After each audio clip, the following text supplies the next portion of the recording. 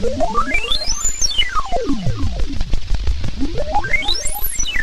were at an eco conference, Midwestern Eco Conference, one of the very first ones, and a young faculty member who shall not be named was dissatisfied with how traditional the conference was and how clinically oriented some of the presentations were and some of the research was, and it just wasn't community enough and it just wasn't radical enough. So he stormed into a meeting during the conference with a baseball bat that he said, "This is a clinician killer." And he started waving the bat around wildly, saying, "Death to the clinicians," or something like that, slamming it on the floor. I actually didn't see this, but I'm pretty sure it's true. I have plenty of people who did see it. And that in itself is a pretty good story. But then one of the very next years, we decided to honor this event in a strange sort of way.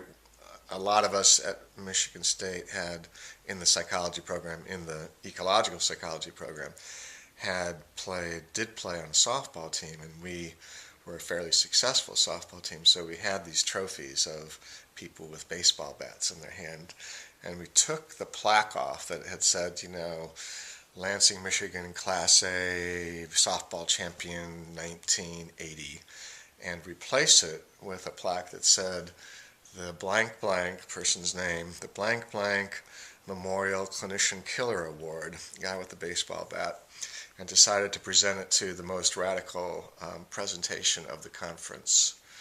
So there you have it. So I'm not sure what year it was, probably the late 80s, and our keynote speaker was Dr. Lou Tornatsky. And Lou had been one of my professors at Michigan State University, though I wasn't responsible for bringing him there to the conference. But while he was at Michigan State, he had adopted an alter ego persona known as Eco Man. And Eco Man would only appear at rare events, usually late at night, at parties. And when Eco Man appeared, Lou would disappear for 2 minutes, and then he would pop out into the living room or wherever we were with a Superman type shirt with like the Superman logo. Instead of an S, it had an E, a green cape, and green tights.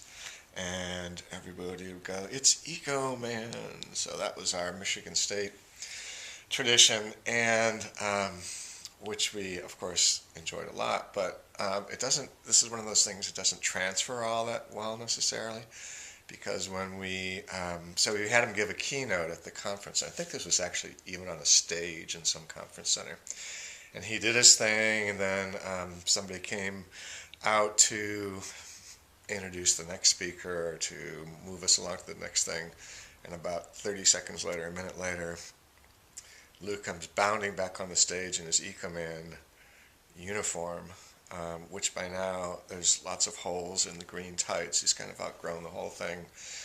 And goes, "It's Eco-Man," which was great for me to see, but given that all but 3 of us were totally ignorant as to why this distinguished professor had now decided to reappear in green tights and a cape, was a little confusing, but we explained the tradition, and throughout the rest of the evening in the conference, the rest of the students and faculty got to know the other Lou Tornatsky, Eco-Man. First meeting of regional community psychologists was for really no other reason than to get a greater sense of connection with a larger field.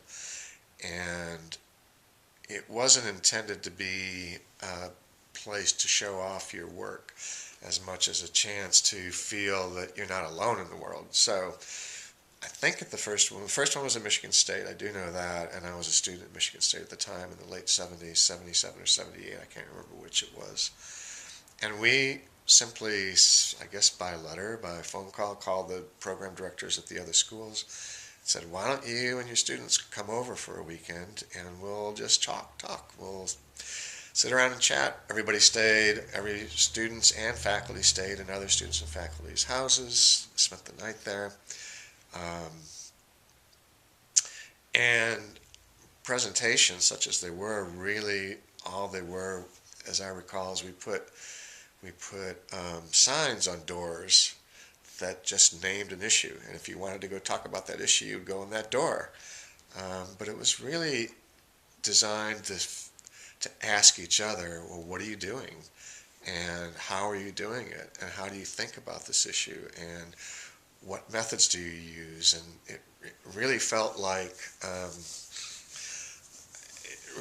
an exploration, like a historical exploration, and a chance to connect. So I think that's also why early on the eco conferences started meeting in natural settings, meaning in the woods, at the beach, in the mountains, to really facilitate that sense of connection. Because when you're in those settings, you're together all day long and all night long. You can't split up to go to different bars or restaurants or whatever. You'd have all your meals together, and there was always some sort of social activity after the dinner, music or games or whatever, bonfires, etc. So it just really increased that chance to connect. And I know that every year, again, this is before biennial, every year when we reconnect, it was like, thank God, a chance to see my people again. It was like a gathering of the tribes. We'd all come together to find out what we had been up to in the previous year.